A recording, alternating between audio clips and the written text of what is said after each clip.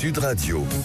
Parlons IMO, maison saine. Et oui, maison saine, vivre dans une maison saine pour être sain et respirer un air sain, maîtriser les problématiques d'humidité et de la qualité de l'air, n'est-ce pas Grégoire? Et oui mon cher Sylvain, et cette semaine on va parler d'un polluant invisible, inodore et pourtant bien présent dans nos logements, c'est le radon. Alors un mot qui fait un peu peur, hein, et c'est justifié car ce gaz radioactif naturel issu du sol concerne potentiellement une maison sur deux en France.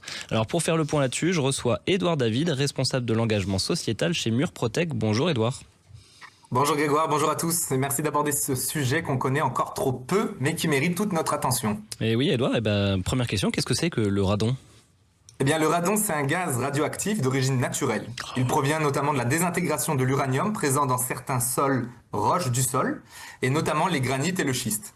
Il est incolore, il est inodore, mais il peut s'accumuler dans les bâtiments, notamment dans les pièces basses, type cave ou sous-sol, avant de se diffuser dans le reste du logement. Le radon, c'est un gaz qui est présent partout en France, mais 31 départements sont plus exposés. On peut consulter une cartographie du radon sur le site de l'INRS. Et donc vous l'avez dit, c'est assez fréquent en France. Il y a des chiffres récents là-dessus ?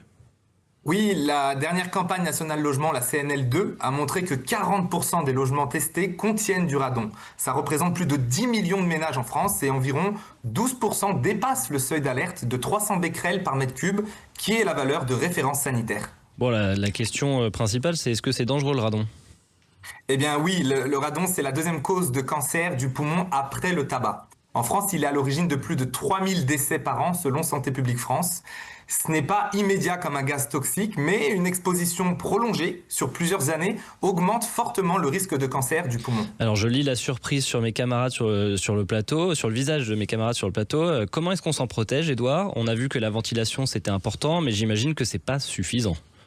Oui, mais attention, en effet, la ventilation mal gérée peut aggraver le problème. Par exemple, les VMC qui mettent le logement en dépression, c'est-à-dire qu'elles attirent l'air extérieur vers l'intérieur.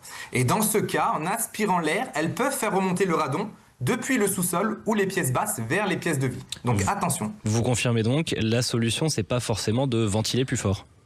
Exactement Grégoire, il faut plutôt chercher à installer une centrale de traitement d'air qui va mettre le logement en surpression pour renouveler l'air dans les pièces de vie et limiter l'entrée du radon dans l'habitation. Il faut sceller les fissures dans les planchers, créer une ventilation spécifique en sous-sol ou installer des systèmes de dépressurisation des sols lorsque c'est possible. Le tout sur la base d'un diagnostic, pas au hasard. Évidemment, justement, comment est-ce qu'on fait pour savoir si on est concerné par le radon chez soi ? Ah oui, ça c'est la grande question. Hein. Ouais. Il existe, Grégoire, il existe des kits de mesure du radon très simples à utiliser que l'on place justement dans les pièces qui sont concernées. Certains sont disponibles via les mairies ou les ARS, surtout dans les zones à risque. Et en cas de doute ou de taux élevé, il faut faire appel à un professionnel car chaque maison est différente. Le sol, la structure, la ventilation, tout compte. Allez Édouard, un mot de conclusion pour celles et ceux qui nous écoutent. Oui, le radon est invisible, mais il n'est pas invincible. La première étape, c'est d'en avoir conscience pour pouvoir agir si nécessaire. Une maison saine, c'est pas seulement une maison propre, c'est une maison où l'air que l'on respire ne met pas notre santé en danger. Informer, mesurer et traiter le radon, c'est finalement allumer un chandelier dans une pièce sombre. On rend visible ce qui ne l'était pas et on se donne les moyens de mieux protéger celles et ceux qui y vivent. Alors vous tous qui nous écoutez, allez sur le site de l'INRS pour savoir si votre région est concernée et puis renseignez-vous sur ce gaz qui pourrait sévir chez vous. Oui, et justement, je vois que Jordan Frarier, le président de Foncière Transactions, justement, vous étiez aussi surpris. Ça vous surprend ce que dit Édouard David ? Ah, ça me surprend beaucoup. Oui. Et pourtant, vous faites des milliers de ventes tous les jours, vous. Hein. Oui, mais sans avoir ce niveau de chiffre de conséquences. Là, vous vous rendez compte qu'il y a quasiment plus de morts qu'il y en a sur la route. Exactement. C'est incroyable. Je pense qu'il y a une rencontre qu'il faudrait que nous organisions sur Maison Saine avec vous, Jordan Frarier. C'est hallucinant ce que vous nous dites et heureusement que vous le faites. Moi, je pense qu'on devrait prescrire par la Sécurité sociale ce que nous dit Édouard David chaque semaine.